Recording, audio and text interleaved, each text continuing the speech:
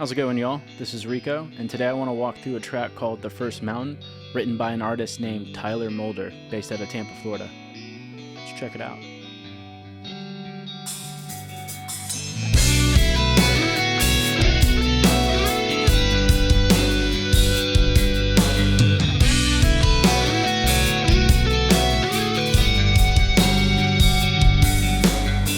Alright, y'all, here we are on the session. Go through the routing real quick. At the top here, I have the reference that Tyler sent me, and then the click track when we were tracking the drums. For this session, I just kept everything in the same session as far as mixing and tracking goes. Sometimes I'll make a new mix session, but in this case, I just kept it the same. So there's the click track there. Here's the mix that I ended up sending to Tyler. And then here's my 2-bus that I just have kind of all of the guitars routed to, well, there's sub-buses here. Sorry, excuse me. Go down here. Here's all the guitar stuff and bass. That all goes to the 2-bus.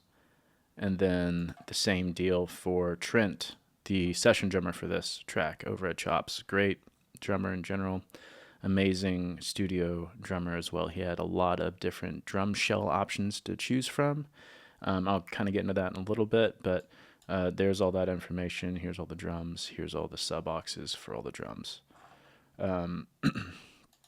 Okay, let's play some of this so you guys can kind of hear what's going on.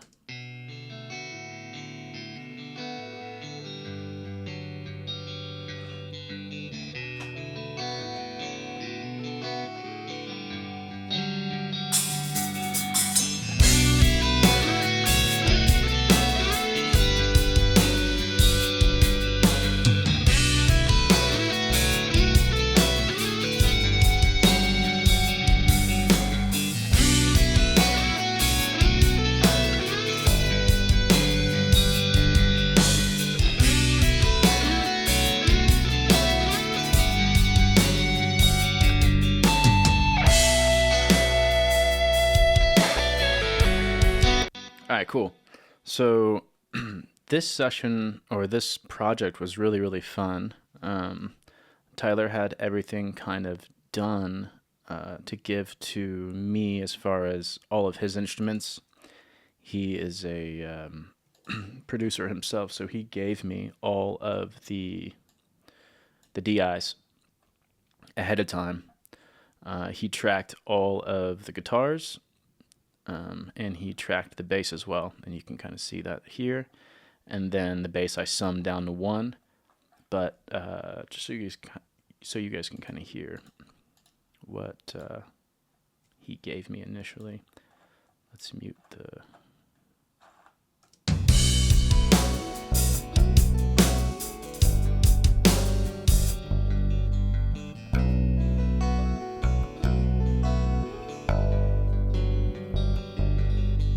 Right, so he just gave me all the DIs, which is a really cool modern approach to making a track, making a record. And then, of course, his reference up here, reference track. Let's hear that.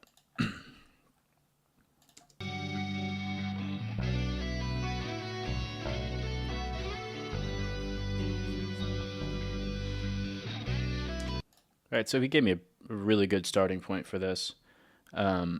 And if we look down here at our tracks, I'll go ahead and make these a little bit bigger. I have some volume automation happening. I have some clean guitars happening with the Punchy amp, the neural stuff that I liked a lot. Hear that? This is the solo beginning. Oh, that would help.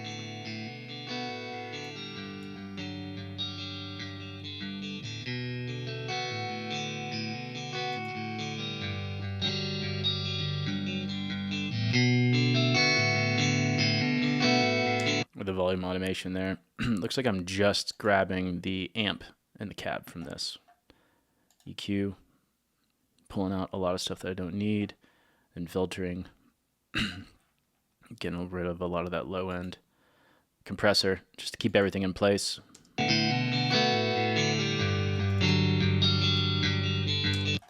And then the Mag EQ, which I like a lot. Got a shelf happening, 1.5 dB. And it looks like that's all I did for this this guitar, just to brighten it up a little bit. The next one down here, let's look at that.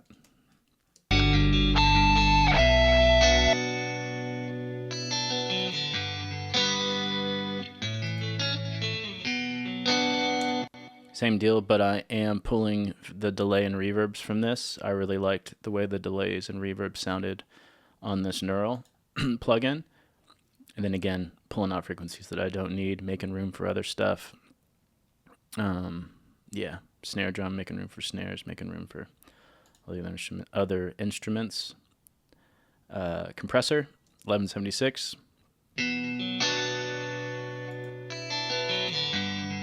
Just really controlling the transients, the peaks there. Then another EQ. And it looks like I'm pulling out some of the subs. I'm boosting at 160 a bit. And then here's the shelf again. Just slight variation from the other clean tone. Let's look at the next thing down here.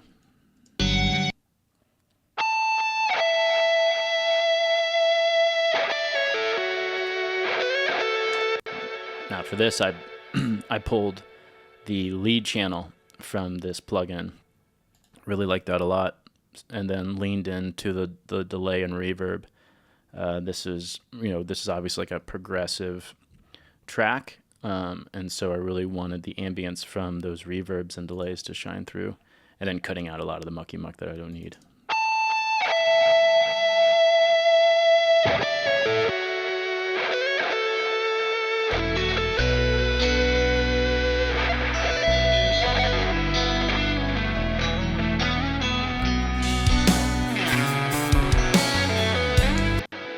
All right, so that was cool. And then there was one thing that Tyler asked me for specifically, which was he wanted to use the Soldano amp head for some sections, which I don't blame him. It sounded awesome.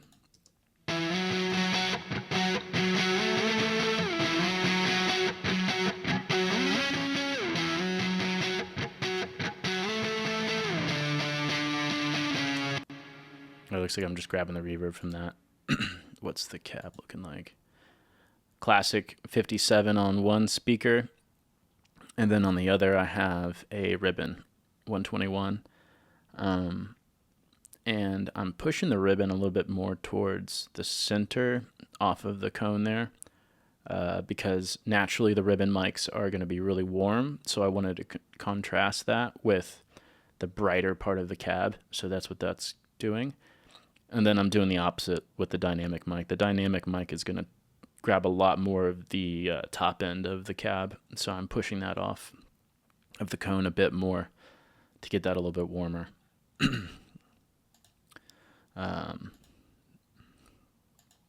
Same thing there, right? And then just left and right, both sides. And then this Renaissance, just kind of maintaining the transient again.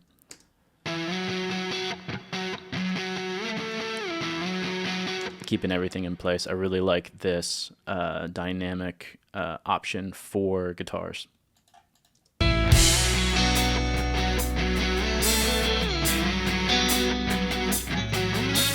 right, then below that,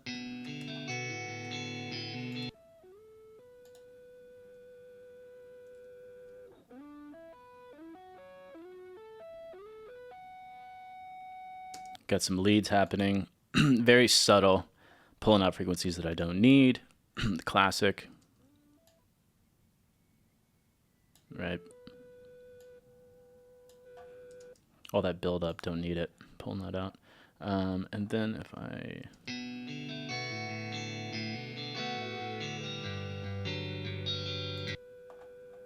You can see down here, I have some automation with an EQ. Like a crossover thing happening. That's kind of cool. Let's see that again.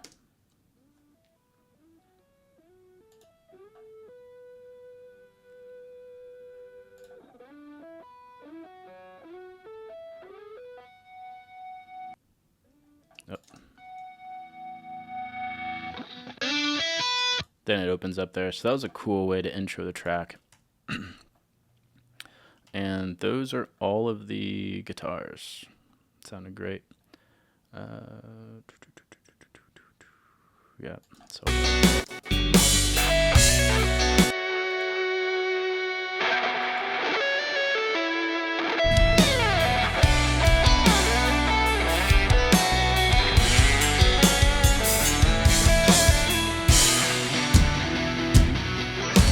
All right, bass. Here's the bass stuff.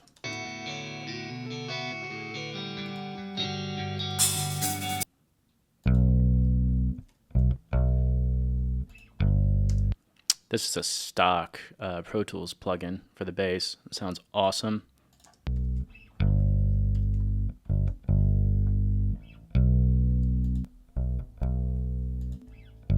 Yeah, right, pushing the preamp. Getting some crunch happening, just a bit of drive, pushing the low end. Low end and high end. But then I'm backing off the level a little bit because I'm pushing that preamp a little harder. Same kind of deal. And then from there,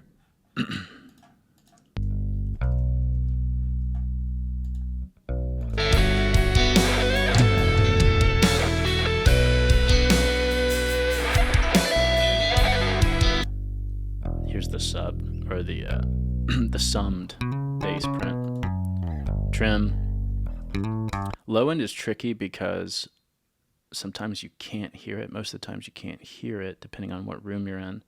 So you have to reference it, either go to the car or go to another system that you can trust. So this was tricky. Compressor.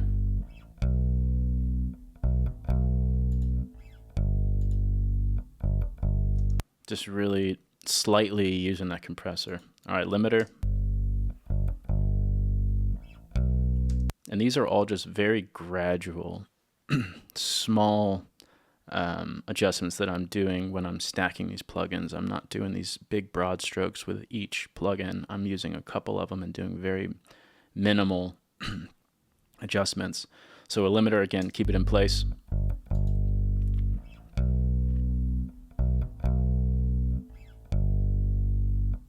And then EQ. Just to kind of tame everything a little bit. All right. And then these guitar subs, besides doing these automations with the EQs and stuff, I left those pretty wide open. The bass, I did another EQ here.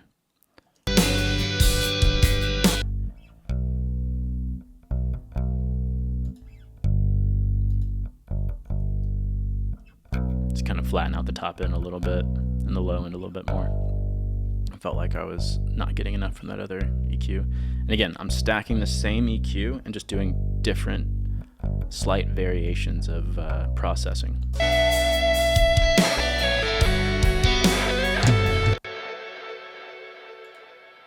All right, so there's Tyler's situation. Sounded great. And then here is Drum World, which I love Drum World. So for this, we tracked this in a day over at Chop's music studio in South Tampa. And we worked with Trent Yurkovich, who is the session drummer over there. And again, he had some great shell options. He had a lot of great production options that we were able to choose from, as far as like fills here and there, and getting really surgical with kind of like the songwriting aspect of the drum performance. So I'm going to mute Tyler's and let's just kind of hear the drums.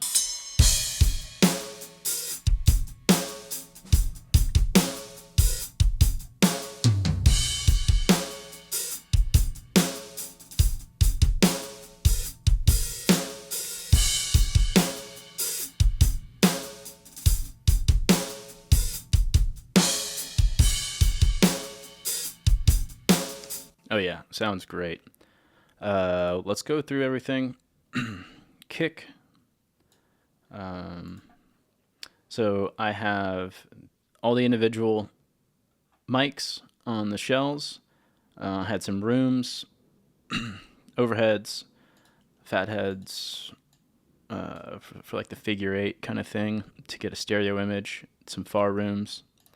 Trent had an EAD, which is kind of like a like a like a crotch mic situation that sits on the kick drum, and he can process that. We didn't use that for this track, but it's better to have it than not. Hi-hat, and then a mono room, which is probably like a 57 or something. And then all of these things get routed down to these sub-boxes, so I can treat them together after I do the individual processing. So kick, snare, toms, overheads, then the cymbals and rooms, and then all that feeds into my drum bus. Okay, so let's look at that. And then I also have this parallel drum compressor thing that just goes straight to the 2 bus. I didn't want it to get affected by the drum bus. Okay, so let's hear kick.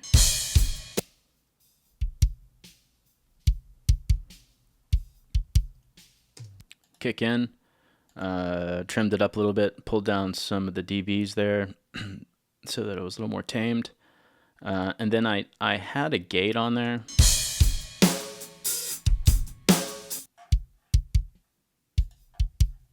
But decided not to use it because I liked how open the sound was. Trent worked really hard to achieve this recording, so I didn't want to mess with the integrity of that too much. Okay, so kick in. It was probably like a D112, like an Audix, maybe an Audix D6. I can't recall. Then here's another kick in,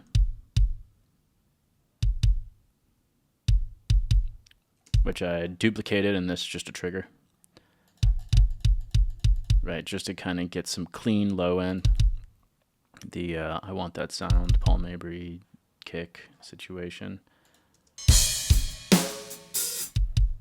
And it looks like I had an EQ after, but decided not to use it. Sometimes I'll just have plugins in the chain and then bypass them if I don't want them, but it's just there. Okay, so I got the main kick, a kick sample. The sample is just reinforcing. Obviously, I'm not doing a full sample replacement because Trent's drum set sounds great. He's got like a Sonar kit situation, which sounds awesome. Kick out mic.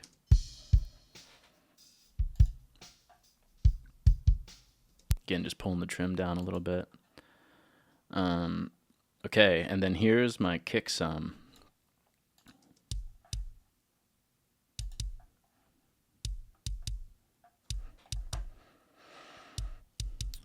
And I believe this was just the kick in, the kick out. That's what I did. The kick in, the kick out with the gates and stuff on there. And then I ran it out of my system into my Purple Audio MC77. It's like a compressor situation.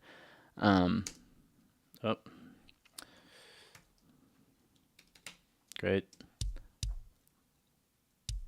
Right, just to get a clean attack there. And then I had a trim on there, I didn't use it. And then pushing the top end a lot because there's no cymbal information there. There's not a lot of cymbal information, so it allows me to really push frequencies a lot harder. And then this is run into the compressor, the parallel compressor. Right, which is this ship's particle, which is pretty awesome.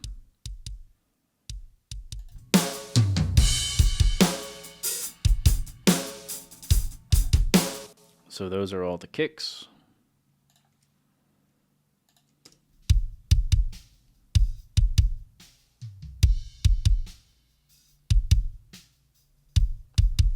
Very thuddy. Awesome sound. All right, let's go to the snare. Same deal for the snare as far as the processing goes. Here is the snare top.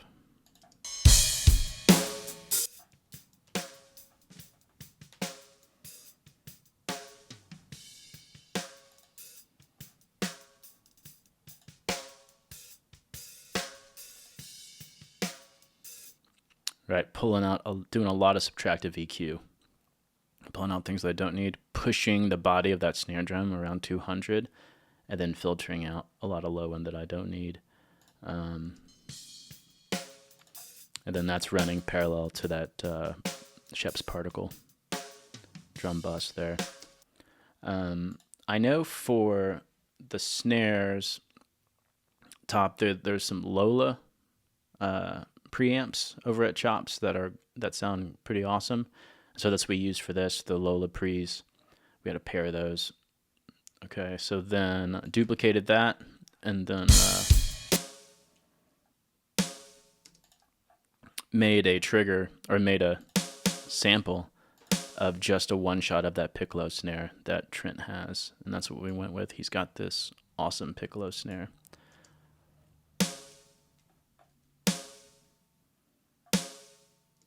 Let me know down in the comments if you guys want this sample.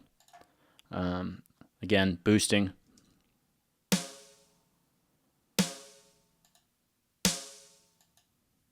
Then cutting a lot of that the harsh high end that I don't need for this. Then looks like I'm adding some top end and some bottom.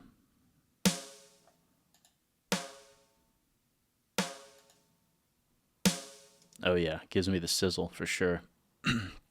Night and day difference with that 73, that Neve style, and then pushing it into the parallel. Okay, and then here's the sample.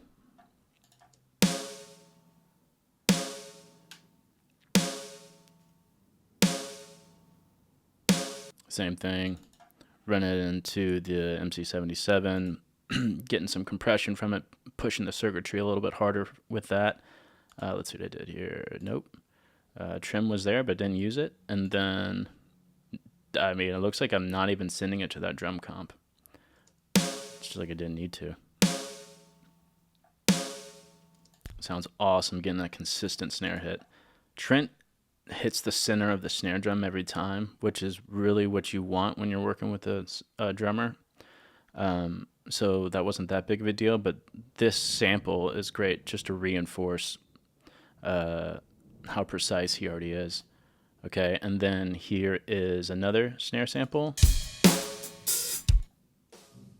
which is just the rooms. I just grabbed a sample of the room left and right. Let's hear that. Right, I just grabbed that, pushing that into the drum comp 2 different times, which is kind of cool.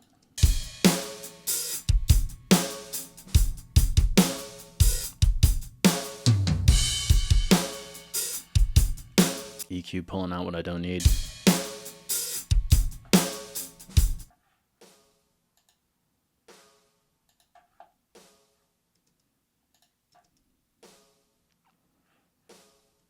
Compressor, keeping the transient in place. And it looks like I had a clipper, but I didn't use it. All right, snare bottom.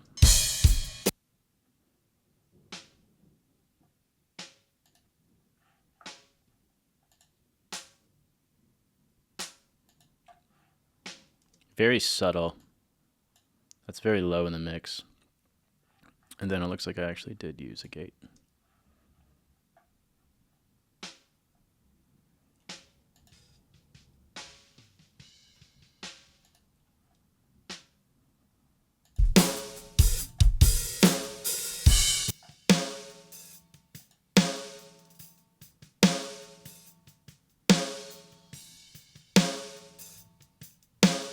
Awesome, consistent drum sound, snare drum sound. All right, toms sounded really solid. I went through and edited out everything that I didn't need from the toms. Right, because the overheads and the room mics and all the other microphones are going to help reinforce those tom sounds. But the direct sound, I just wanted the initial attack, and then I don't want a lot of decay or more than I needed. Trimming them up. Okay, and then I am filtering. Looks like about 53 there. And then, yeah, compressing. Keeping them in place. Adding some 8K on the top end. just to get the stick attack. Pulling out some boxiness from 500, about 8 dB, 7.5 dB. Then pushing low end, a lot of low end. Getting aggressive, pushing the low end of those toms. Let's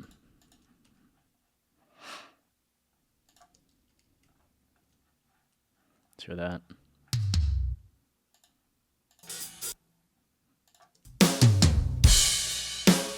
Oh yeah, sounds awesome. Overheads.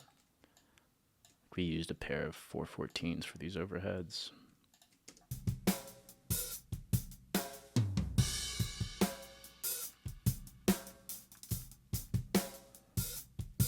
Kind of left that wide open on the inserts for the direct.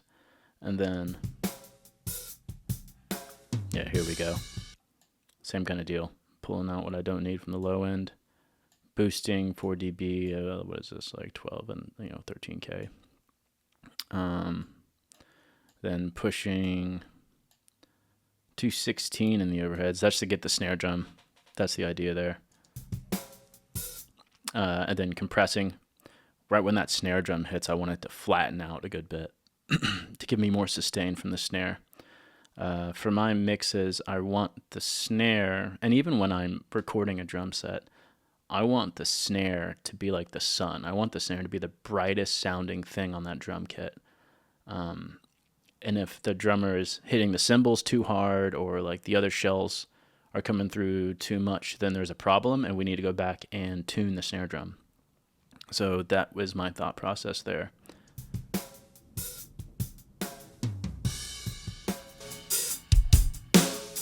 All right, the far rooms. EQing.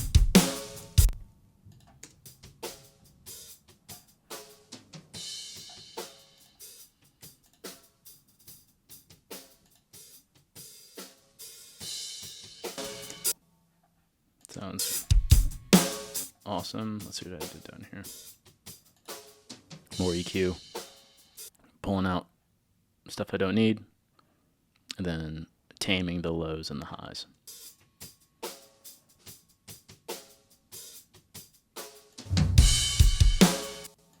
All right, here's the EAD. Again, we didn't use this, but just so you guys can hear it.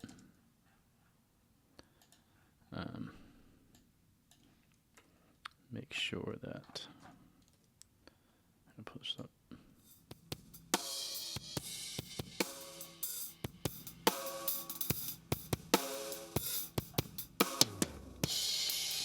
Looks like we really compressed the heck out of it. In the actual EAD unit itself, there's some EQ modules in there, so that's what we did for that. Or there's compressor modules, excuse me. So that's what we did for that. But we did not need them. All right, hi-hat.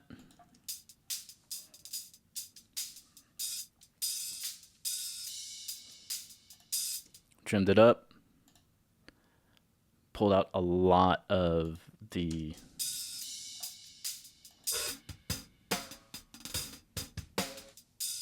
low end that we didn't need. And again, the overheads are going to grab a lot of that hi-hat too. But I wanted to get all of the shells out. And then the EQ, we got a shelf happening. Looks like I'm pushing 2 dB at 160. And then what is this? 1.5? Yep. Just some subtle. And then we definitely use an SM7B on this. The mono room.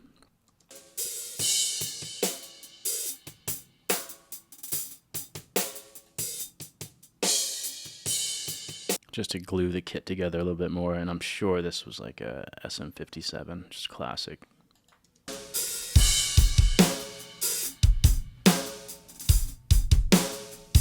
All right, here's the processing for the kick.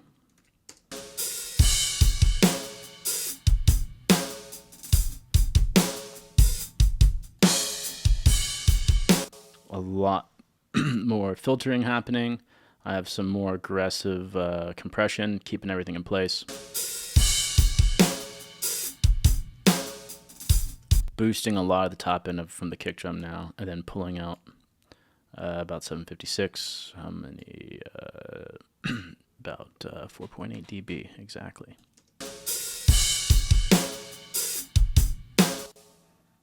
And then it looks like I'm adding some low end and some top end again.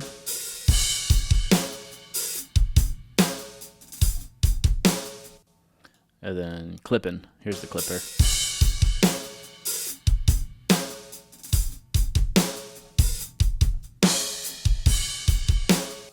Awesome. Snare drum. No filtering happening here. 3.5 dB boost. What is this? 9.8, almost 10K. Then carving out a lot of the boxiness over there, about 600. Negative 4.6 dB. And then just a bit of compression, keeping it in place again. Clipper.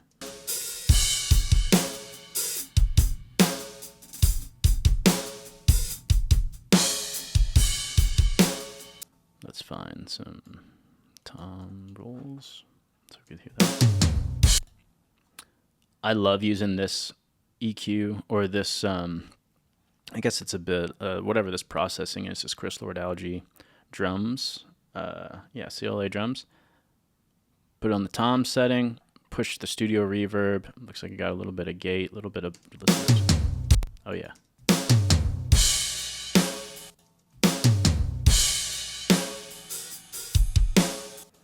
And then another clipper.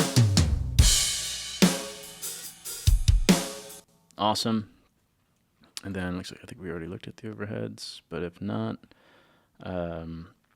filtering the overheads, pushing the top end of the overheads, probably wanting to grab more of that snare drum.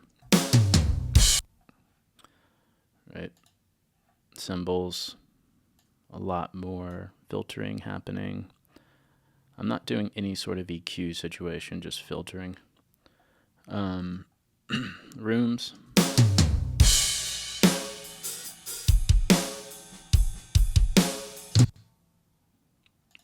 All right, drum bus.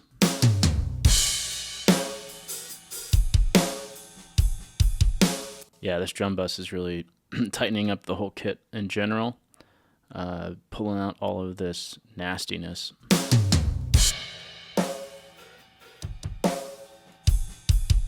Yeah, awesome. Then more filtering. Frequencies down there that can't really hear, but just take up space.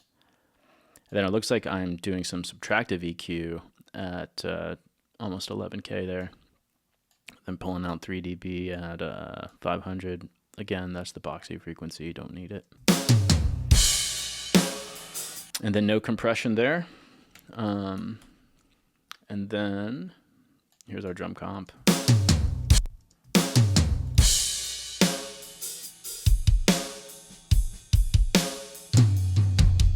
Yeah, so that drum comp really helps kind of amplify the shells.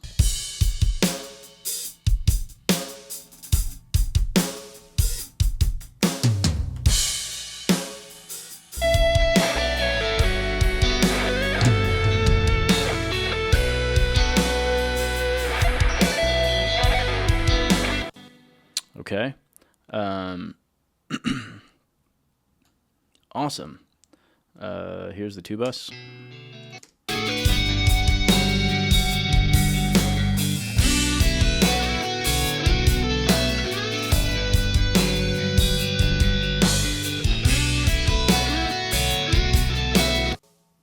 Okay, y'all.